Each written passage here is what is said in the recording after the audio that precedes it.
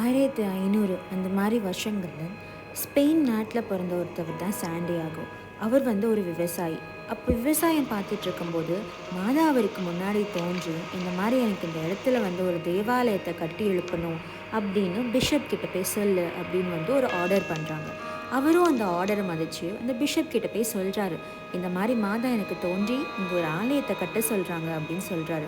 ஆனால் பிஷப் அவரை மதிக்கவே இல்லை, அனுப்பி விட்டுறாரு திரும்ப. ஸோ அவருமே வந்துடுறாரு.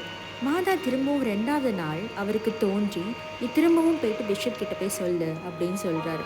திரும்பவும் அவர் போய் சொல்கிறாரு.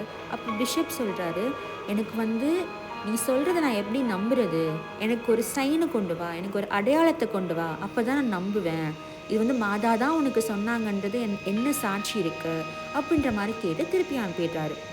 திரும்பவும் மாதா அவருக்கு தோன்றி இந்த மாதிரி கேட்குறாங்க. அப்போ இவர் விளக்குறாரு.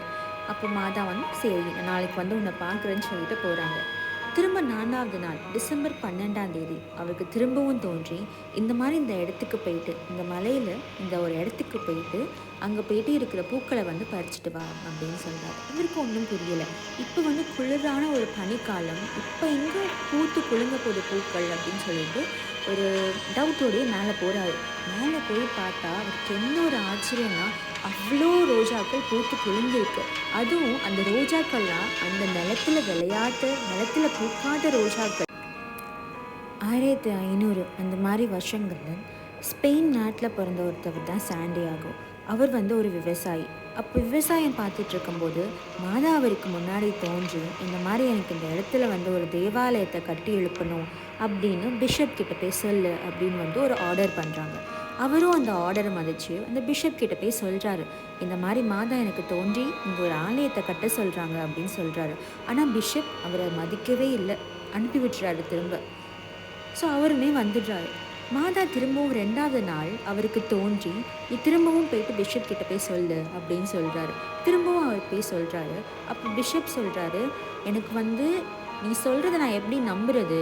எனக்கு ஒரு சைனை கொண்டு வா, எனக்கு ஒரு அடையாளத்தை கொண்டு வா, அப்போ தான் நான் நம்புவேன். இது மாதா தான் உனக்கு சொன்னாங்கன்றது என்ன சாட்சி இருக்குது அப்படின்ற மாதிரி கேட்டு திருப்பி அனுப்பிடுறாரு.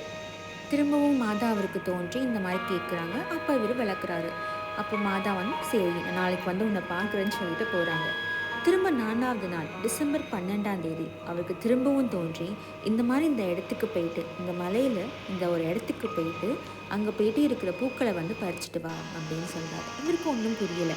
இப்போ குளிரான ஒரு பனிக்காலம், இப்போ எங்கே பூத்து குலுங்க போகுது பூக்கள் அப்படின்னு சொல்லிட்டு ஒரு டவுட்டோடையே மேலே போகிறாரு. மேலே போய்